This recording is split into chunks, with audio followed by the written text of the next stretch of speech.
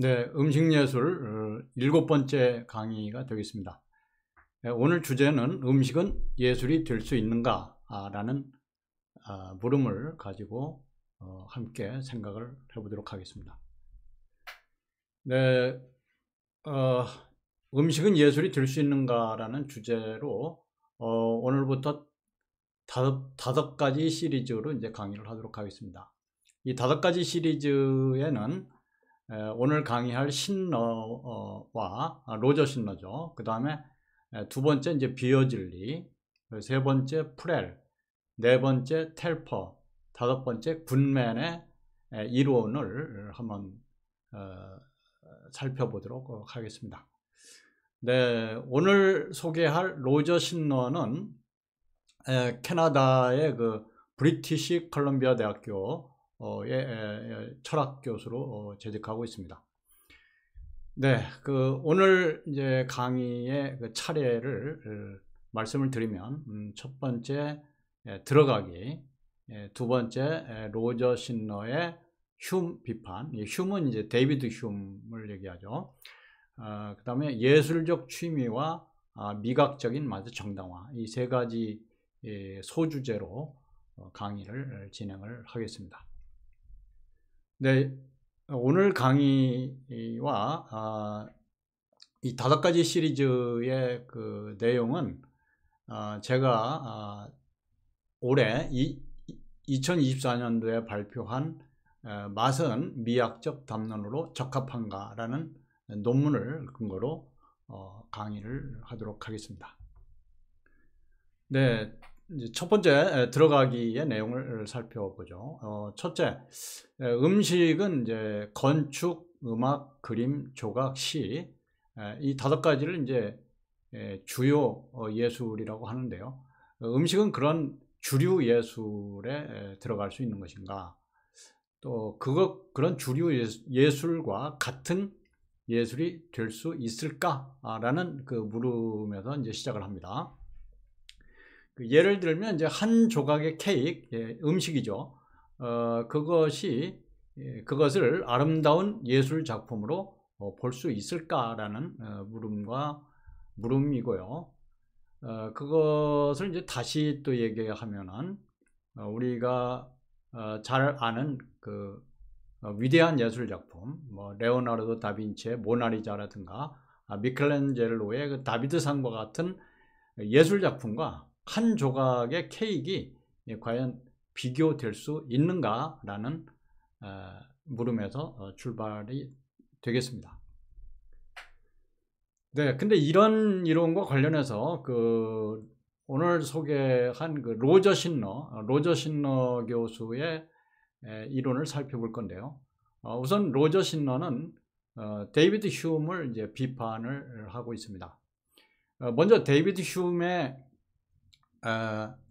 입장을 살펴보면, 흉은 미각적인 맛, 그러니까 이제 우리의 미각과 예술적 취미 사이에 유비가 있다, 이렇게 얘기를 했었죠. 유비라는 것은 이제 좀 철학적인 개념이고요. 좀 쉽게 얘기하면 과연 유사성이 있느냐, 그러니까 맛과 취미 사이에 과연 유사성이 있느냐 할 때 흉은 그것은 유사한 것이다, 그렇게 얘기를 하고 있는 것이죠.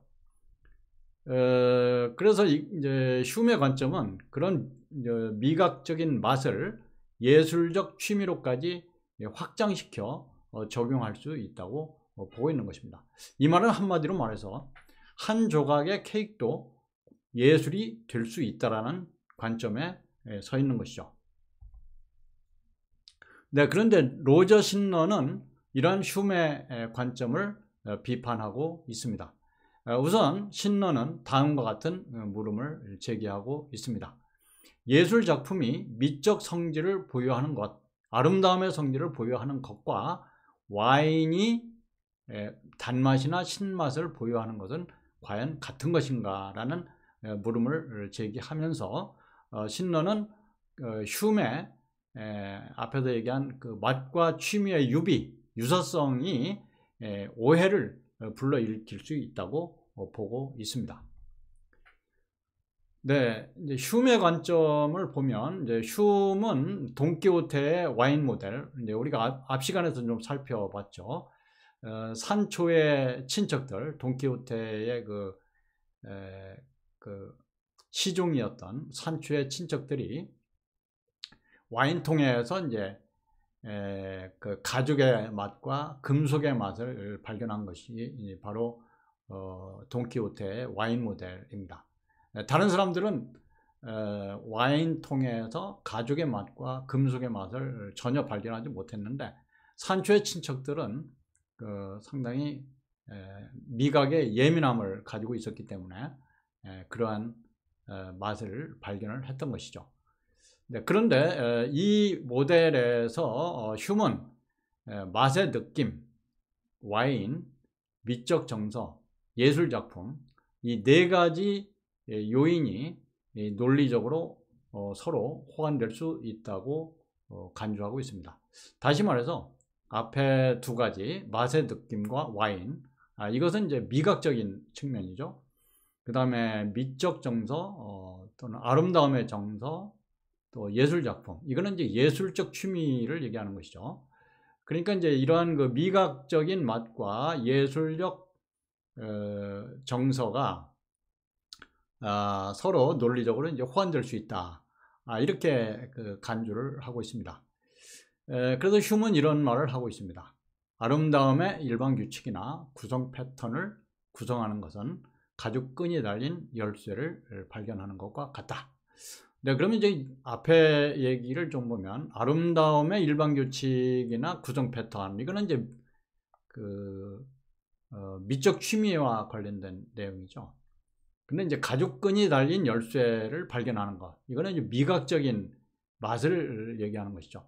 근데 이것을 같은 것으로 보고 있습니다. 다시 말해서 앞에도 얘기한 대로 맛의 느낌과 와인이라는 그 음식과 음식을 맛보는 것, 또 음식의 맛과 미적 정서, 예술작품, 아름다움, 예술작품의 아름다움이 서로 이제 호환될 수 있다. 이렇게 본 것이죠. 그러니까 이제 간단히 얘기하면 미각적인 맛과 예술적 취미 사이에 그것은 서로 호환될 수 있다. 호환 가능성을 인정한 것이라고 볼 수 있습니다. 네, 그런데 이제 로저 신너는 그러한 흉의 관점을 이제 비판하면서 미각적인 맛과 예술적 취미는 엄밀하게 구분되어야 한다고 말하고 있습니다. 왜냐하면 미각적인 맛은 음식의 풍미, 질감, 향, 뭐 이런 것들을 잘 식별할 수 있는 능력이고, 예술적 취미는 예술작품의 아름다움의 성질을 보다 세밀하고 섬세하게 식별할 수 있는 능력이기 때문에 미각적인 맛과 예술적 취미는 엄격하게 이제 구별이 되어야 한다, 이렇게 보고 있는 것이죠.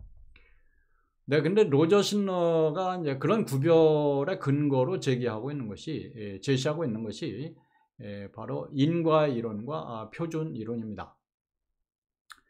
네, 그래서 이제 그런 인과 이론과 표준 이론의 차이가 미각적인 맛과 예술적 취미의 구별의 근거다, 이렇게 이제 보고 있는 건데요. 먼저 인과 이론을 살펴보면, 인과 이론이라고 하는 것은 주로 이제 맛의 판단에 적용이 되는데, 맛의 판단, 맛있다, 맛이 없다라는 판단은 맛의 대상인 음식과 연결된 인과적 과정이라는 것이죠. 다시 말해서 맛이라고 하는 것은 맛의 대상, 음식으로 환원될 수 있다, 이렇게 본 것이죠. 예를 들면 어떤 사람이 짜장면을 먹었는데 짜장면이 맛이 있습니다. 그런데 이제 이 짜장면은 맛있다, 이렇게 판단을 했는데 그것은 짜장면이라는 대상, 즉 음식과 관련된 것이고 음식에서 비롯된 것이기 때문에 그 짜장면이라는 음식에 이제 환원될 수 있다, 이렇게 본 것이죠. 그런 의미에서 이제 그 인과이론은 환원주의다. 그리고 이제 맛의 판단과 맛의 대상은 서로 인과적인 관계에 있다, 이렇게 본 것이죠. 네. 네, 그런데 표준 이론은 예를 들어서 이제 이 동물은 수염이 있고 줄무늬가 있고 밤에 활복한다. 그러면 이제 수염이 있다, 줄무늬가 있다, 밤에 활복한다라는 특성에 비추어서 이제 그 호랑이라는 생물학적 표준이 이제 있는데요. 그런 호랑이라는 생물학적 표준에 비춰볼 때 이런 특징을 가지고 있는 것은 호랑이가 되겠죠. 그런데 호랑이라는 생물학적 표준에 비춰볼 때 몸 빛깔이 갈색이고 검은 반점이 있고 등에 검은 무늬는 매화 모양이다. 그러면 이제 등에 이제 검은 반점이 있는 이것은 호랑이라는 생물학적 표준에 비춰볼 때 호랑이가 아닌 것이죠.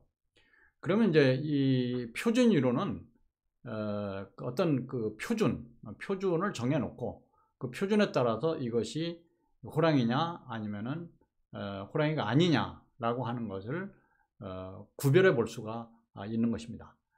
네, 그럼 여기서 중요한 것은 이제 어떤 표준이 있다라는 것이 이제 중요한 것이죠. 네, 그러면 이제 그러면 그 예술적 취미와 미각적인 맛은 어떻게 이제 정당화될 수가 있느냐, 또는 예술적 취미 판단과 미각적인 맛 판단이 옳으냐 그러냐라고 하는 그 정당화는 어떻게 가능한가라는 것을 살펴볼 수 있습니다. 자, 신너는 그 앞에서 얘기한 대로 예술적 취미와 미각적인 맛이 다르기 때문에 그 예술적 취미 판단과 미각적인 맛 판단의 정당화도 서로 다른 규칙이 이제 적용된다고 보는 것이죠. 예를 들어서 이 그림이 아름답다라는 판단이 옳으냐 그러냐는 예술적 취미의 그 정당화의 규칙이 적용되는 것이고, 이 짜장면은 맛이 있다라는 판단이 옳으냐 그러냐는 미각적인 맛의 그 규칙에 따라서 이제 정당화될 수 있다, 이렇게 보는 것입니다. 자, 그래서 한마디로 이제 예술적 취미에는 표준적 정당화의 그 규칙이 적용이 되고, 미각적인 맛에는 인과적 그 표준 내지는 인과적 설명의 규칙이 적용이 된다는 것입니다. 예를 들어 보면은 예술작품에 적용되는 표준적 정당화의 일반 규칙을 한번 살펴보면, 예술작품은 공인된 예술의 그 원칙 또는 표준에 비추어서 그 예술작품이 아름다운지 아닌지 내지는 뭐 긴장감이 있는지 아닌지 이런 것들을 이제 판단을 해볼 수가 있다는 것이죠. 자, 예를 들어서 존 필립 수자의 행진곡, 주로 이제 미국의 그 지휘자이자 작곡가이기도 하고 뭐 미국 해병의 군악대장을 지냈던 사람입니다. 주로 행진곡을 많이 작곡을 했는데요. 예를 들어서 뭐 성조기여 영원하라, 또 미 육군 행진곡, 뭐 이런 행진곡을 주로 작곡을 한 사람이죠. 그런데 이 행진곡은 상당히 역동적 긴장감을 가지고 있습니다. 웅장하기도 하고. 네, 그런데 우리가 잘 아는 이제 베토벤은 교향곡을 주로 작곡을 했고, 현악사중주가 상당히 이제 이름이 있습니다. 그런데 이런 현악사중주는 주로 바이올린이나 첼로나 비올라나 이런 현악 악기들을 연주해서 하는 음악이기 때문에 역동적 긴장감이 좀 덜하다, 이렇게 볼 수가 있는 것이죠. 네, 그러면 여기서 역동적 긴장감이라고 하는 것은 두 개의 음악을 비교해 볼 수 있는 하나의 그 판단 기준이 될 수가 있습니다. 그러니까 이 역동적 긴장감의 표준에 비추어서 볼 때 수자의 행진곡은 역동적 긴장감이 있다, 이렇게 판단을 할 수가 있고, 베토벤의 현악사중주는 역동적 긴장감이 덜하다, 이렇게 이제 판단을 해볼 수가 있는 것이죠. 네, 그래서 이제 예술적 취미 판단에는 이러한 그 표준적 규칙이 있습니다.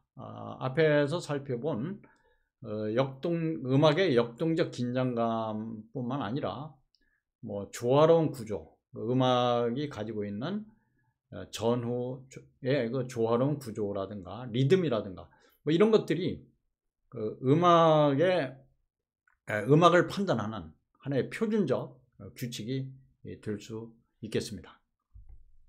네, 그런데 그 미각적인 맛에 적용되는 그 규칙은 표준은 인과적 표준이 이제 적용이 된다고 합니다. 네, 그럼 이제 예를 들어서 이제 돈키호테의 와인 모델에서 가죽끈이 달린 낡은 열쇠는 와인에서 쇠와 가죽의 맛을 낸다. 근데 이 판단은 산초 친척의 판단이죠. 예, 산초 친척이 이제 와인을 마셔보니까 와인에서 쇠의 냄새 그리고 가죽의 냄새가 난다. 이렇게 이제 판단을 했는데 이것은 이제 그 산초 친척이기 때문에 그런 섬세한 맛을 느낄 수가 있었고요. 그런 산초 친척의 판단은 섬세한 맛의 표준이 될 수 있겠습니다. 그런데 문제는 이런 섬세한 맛의 표준은 인과적인 관점에서 볼 수가 있는 것이죠. 왜냐하면 쇠의 맛, 그 다음에 가죽의 맛은 열쇠 때문에 그런 맛이 나는 것이고 또 가죽끈이 있었기 때문에 그런 맛을 내는 것이죠. 그래서 이러한 그 표준은 섬세한 맛의 표준은 그 인과적 표준에 근거한 것이다. 이렇게 볼 수가 있는 것입니다. 네, 그래서 다시 얘기하면 섬세한 맛의 표준은 인과적 표준의 규칙이 적용이 되는 것입니다. 네, 그런데 이제 현대는 이런 그 세련된 인과적 표준을 더 세련되게 이제 적용을 할 수 있습니다. 앞에서 본 산초 친척의 섬세한 맛 표준보다도 더 세련된 인과적 표준을 이제 적용을 할 수가 있는데요. 예를 들어서 포도주의 맛을 판단하는 뭐 현대 포도주 양조학은 와인의 화학적 구성 성분을 분석합니다. 이것은 이제 앞에서 살펴봤던 산초 친척의 판단보다도 더 세련된 인과적 표준이 적용된 것이라고 말할 수 있겠습니다. 네. 예, 오늘 본론의 강의는 여기까지 하고요. 참고적으로 이제 지난 시간에 잠깐 다뤘습니다만 헤겔의 예술적 자율성이라는 개념을 다시 한번 살펴보도록 하겠습니다. 네, 첫째로 이제 헤겔의 예술적 자율성의 개념이란 헤겔은 이제 이렇게 본 것이죠. 훌륭한 예술 작품의 가치는 현실적 내지는 신체적인 욕구와 대립돼서 형성이 된다. 이렇게 봤었죠. 네, 그래서 이제 그 훌륭한 예술 작품은 그 자체가 존재의 목적이 되는 것이고요. 그것은 예술 작품 이외에 다른 목적을 갖지 않습니다. 다시 말해서 뭐 현실적인 목적이나 그런 것을 갖지 않는 것이죠. 뭐 이것을 예술의 자율성 내지는 독립성이라고 이렇게 얘기를 하고요. 하죠. 그런데 이제 예술의 독립성, 이런 예술의 독립성이라는 것은 결국 예술이 현실과 무관하다. 현실과 무관한 고유한 아름다움의 법칙을 갖기 때문이라고 보는 것입니다. 네, 다시 말해서 예술이 만들어내는 아름다움은 고유성을 갖고 독자성을 갖는다. 네, 그런 얘기고요. 네, 이것은 19세기 프랑스 낭만주의자들이 이런 명제를 얘기를 합니다. 예술을 위한 예술, 다른 것을 위한 예술이 아니라 예술 그 자체를 위한 예술이라는 그 명제를 쓰는데요. 네, 그것이 결국 예술의 독립성 내지는 예술의 자율성의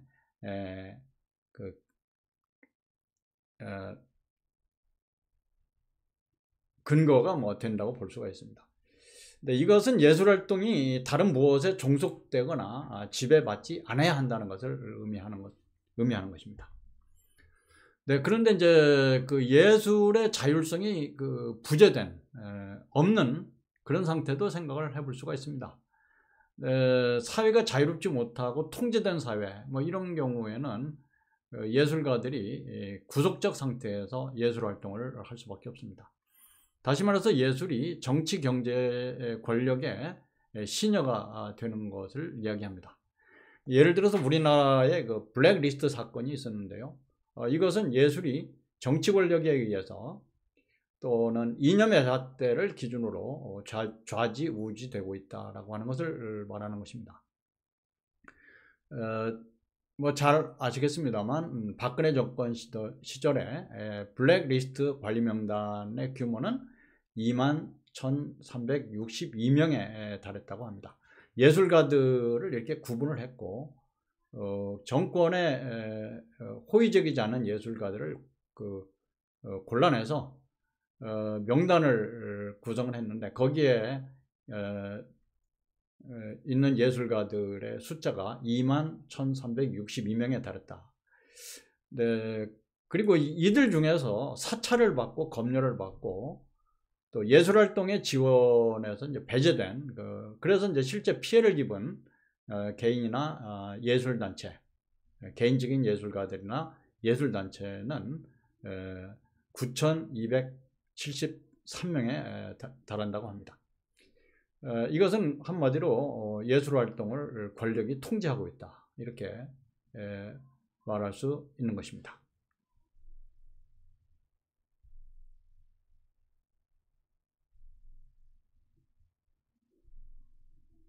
네, 오늘 강의는 여기까지 하도록 하겠습니다.